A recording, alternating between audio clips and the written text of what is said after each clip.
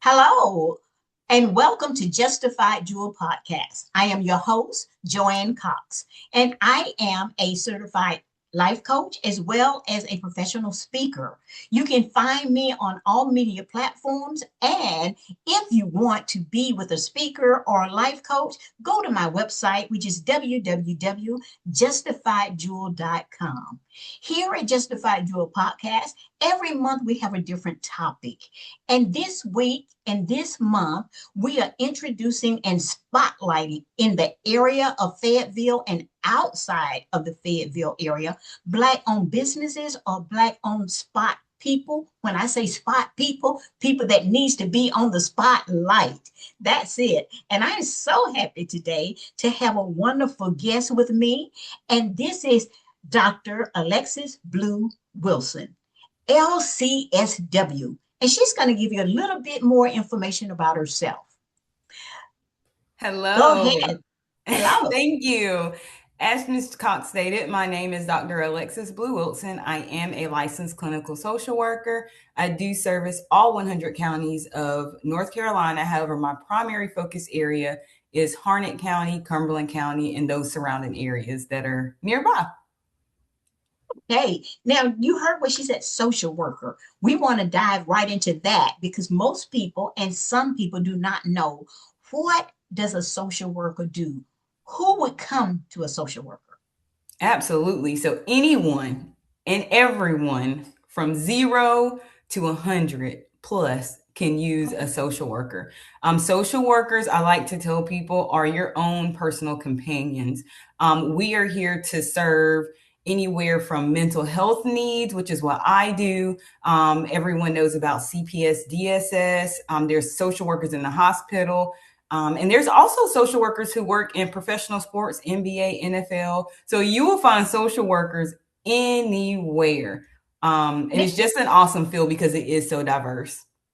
Now, do we need a referral to come to you? No, ma'am. I am self-referred.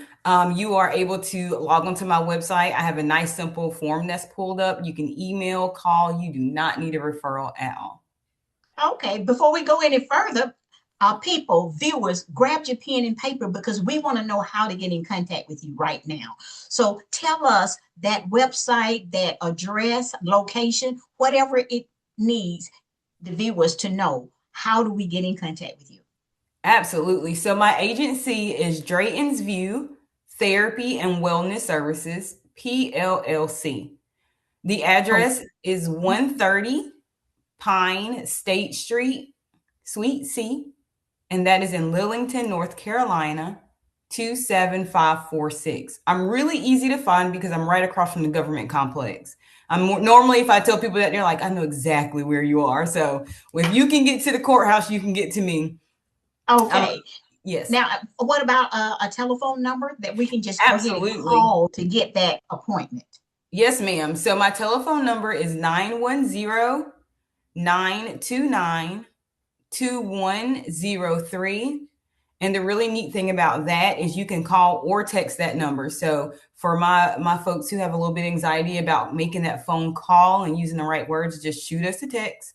It is all HIPAA safe, so you don't have to worry about your number getting out. We don't save any contact, so you can also shoot me a text, and we'll get back with you and initiate that for you. Okay, you've covered a lot of ground already. So I just want to know now, LCSW, Yes, what ma'am. does that stand for? That is a licensed clinical social worker. So what that means is that I have done all their proper schooling, which is a master's degree or plus, and I've also done at least 4,000 clinical hours, taken the state exam, and passed that, which I'm very blessed. I passed it on the first time, so I only had to take it once. Okay, so I'm thinking that we're with a sharpshooter. So we're going straight from the hip and know that she's professional, as well as knowing that she's highly intelligent. And I'm understanding with this clear clarity of a conversation that she's a great conversationalist. She's great at reading people, which means that she's here to do her job and do it well. Yes, And I ma'am. just want you to know that I am just so happy to have you on this platform. Now, Thank what you. is it that made you get into this field? So that is quite a funny story, and she will never let me forget. But when Uh-oh. I started college, I got my bachelor's degree from UNC Pembroke. I was not sure if I was going to go to the military first, the Air Force, or go to college. Yes. So I had my MEPS exam set up and everything, and I decided on August 17th of 2009 that I was just going to go ahead and go to school. So I didn't know what I wanted to do because I wasn't sure that I was going to college first. So I decided I'm going to do education. I love sign language. I have been teaching myself for quite some time. So I figured I would teach in a program that has deaf students and I would be able to use my sign language skills to communicate with them and help them get their education. However, I learned very quickly through my education classes that is not what I wanted to do. And so I had a conversation with my mom, and she says, "Baby, let's not waste this money. Let's go ahead and figure out what we want." And she said, "Try social work. You can do anything with social work." And I very boldly looked at her and said, "Never. I am never doing that. I do not want to take people's kids. That is not fun." And of course, my mom being my mom, she says, "Just take one class. And if you don't like it, we'll figure it out." I took my first class and I fell in love with the field. And I learned quickly that social work was not just taking people's kids, which of course is what Yes. most people think when they think of a social worker, but that was not it. And my mom chose the career for me. I did not choose it for myself. She gets all of the credit. I think that's pretty normal what people go through. They Yes. feel that I need to get an education. Let me just make that first step and I'll decide later. And then they get out, and sometimes you get into a field and you don't even know what it is, what you wanted Yes. to do with it, and you figure it out later. So I'm glad that you're giving props to your mom, but you would have gotten there. It just would have taken you a little bit longer. Yeah, Yes. absolutely. Absolutely. I'm Yeah. very glad to have her. She's actually funny enough. She retired last year as a physical therapist assistant. She Oh, okay. She's retired in there. because I scooped her up. So now she's my director of business operations. So it went full A circle. I was like, "You family chose this business. career, now you're part of the business." Okay. Now, in building a business, it takes a little bit more than what people see on the surface. Oh, We for see a sure. building, we see the person, and we want to walk in and we have these high expectations. But let us know on the business side, what does it take in legally and by law? What is it that you have to withhold? Yes. So I will say I had no intentions of starting my own practice. I Mhm. absolutely adored the person I was contracting with. I'm still put there part time, and it just wasn't anything I wanted to do. And part of that was because I did hear of all the hoops you have to jump through to get a PLLC. But I bit the bullet. She was very supportive, and she walked me through it. And that consists of you have to get permission from the LCSW State Licensing Board. They have to approve you being having your PLLC, and then from there, which is a professional, like doctors' offices and a lot of medical practices are what they call PLLCs, which are professional limited liability Yeah. companies. Mhm. So it's different than a regular LLC, which is what I had to transition from when I opened my own practice. So I had to get permission from the state licensing board to say, "Yep, she's good to go. She has her license. She's up to date." And then I had to go to the state of North Carolina and say, "Hey, here's the paperwork from our licensing board saying that I'm allowed to switch from an LLC to a PLLC." So we had to Mhm. do that. And then there's a lot of credentialing and with insurances, and because I take most of your standard insurances as well as Medicaid, which is not very common in the area that I work in. So it was Mhm. a lot of credentialing. And then, of course, there's the financial aspects of finding a building, which I have to give my dad props. He was driving down the road and found my building randomly and was like, "Hey, there's a building for rent. You might want to go check it out." And within 5 days, I had my lease signed. So you have to, and then I tell my mom all the time, I don't think about all the little expenses that go into a building, like, "Oh, I need toilet paper." "Oh, I Yeah. need ink pens." "Oh, I need paper clips." And then the big expenses like the light bill and the rent. And so there's a lot that goes into it. I would not change Yes. it for the world. I have been very blessed and have support from my husband, my parents, my brother, Mhm. that it's worked out wonderfully. But it is a lot. It's a lot. Yeah, we don't want to downsize that. There are challenges, I'm certain. And once you're in this field, Now, what takes place and with the state that you have to go through after, do you have to say, okay, now I've got this many clients, but then they have to check or go through that you're doing all the right things? Yes. So the way that works is I have to report to the licensing board every 2 years. 2 years, And okay. they have, luckily, it's done on the internet now. So I have to log into their website. I have to complete trainings. I have to have a certain amount of ethics training so that way they make sure, okay, she knows how to ethically practice, as Mm-hmm. well as other trainings that are credentialed through the board. Mm-hmm. So it's not like I can just go take any training. It has to be a training that the board has approved me to take. So that's one way that they make sure that you're doing what you're supposed to do. And then they can come audit me or check on me anytime they feel free. And if you get a complaint or anything filed, which knock on wood, I have not, then of course they come out and they do their investigations and things like that. But every year I have to let them know I'm still practicing as under my PLLC. But every 2 years I have to renew my license, and that includes all the trainings and ethics and all that jazz. Oh, okay. And that is good for the viewers to know. We want to know the background of that and how that works. Now, tell us a lot of times when you're coming and you're spilling I'm going to say it, spilling your guts out to you and telling you all these things. Tell me about confidentiality. Absolutely. So that's something that I cover, and we're as LCSWs we're supposed to cover during your very first session. And Okay. that is very important because you're absolutely right. People are coming to you usually in their most vulnerable moment. And you're coming to Hmm. talk to a stranger who, Yeah. to be honest, you don't know from a can of paint. So then Yeah. you're like, I'm about to tell the, and I'm nosy. Like we ask a Yeah. lot of questions during intake. And So for should. Yes. confidentiality, even for minors, which a lot of people don't realize, minors have their confidentiality rights as well. The only Hmm. reason I can break confidentiality is if someone tells me that they're going to hurt themselves, someone Hmm. tells me that they're going to hurt someone else, they're at risk of being hurt, or if they give me permission to share. Those Hmm. are the only or if it's court, like if the court Court subpoenas ordered. me, right? Then I have to. Yes. But Hmm. even that we have some wiggle room with court subpoenas as well. Like we can file petitions on behalf of our client. Like I understand you want this information, but their whole record is not relevant to your case. So can I just give you what's relevant? And most courts will comply.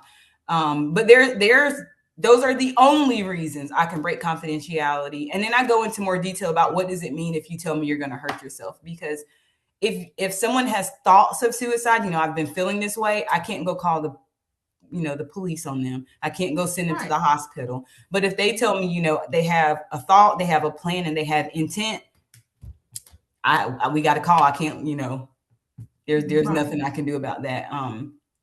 So I like to go into detail just so people understand what their rights are. And again, Hmm. even with minors, a parent who's paying for sessions, because I've definitely had to say before, like, well, I'm the parent, I'm paying for this. I love that for you. I cannot tell you what we discuss in session unless they tell me they're going to hurt themselves, somebody else, or they're at risk of being hurt. I'm so sorry. There I. are times where I will talk to, like, especially my teenager, and I'll say, hey, I think we need to talk to mom, dad, grandma, who's ever bringing them. I think we need to talk to them about this. And I'll Hmm. kind of dialogue with them. And normally they're like, okay, I'll be here. I'll sit with you. If you want me to do all the talking, I will. Um, Hmm. so there are times when I'll bring parents in, but 90% of the time, parents, I can't tell you. I Yeah. can't break confidentiality.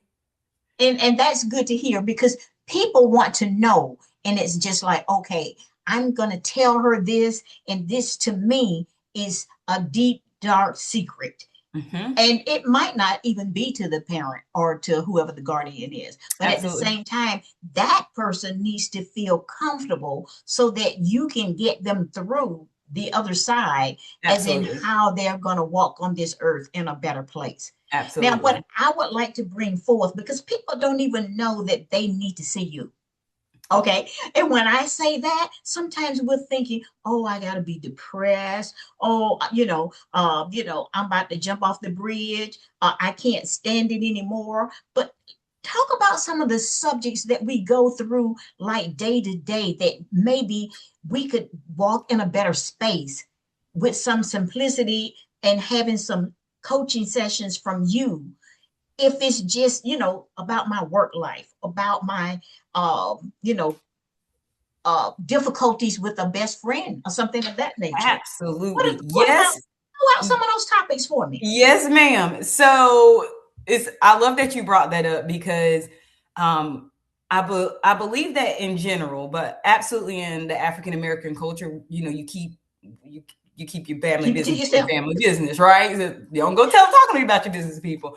So I do find a lot of times the folks that come in are like, well, I've been wanting to do this for like 10 years, or I've been wanting to do this for like 5. And I'm like, why you wait so long?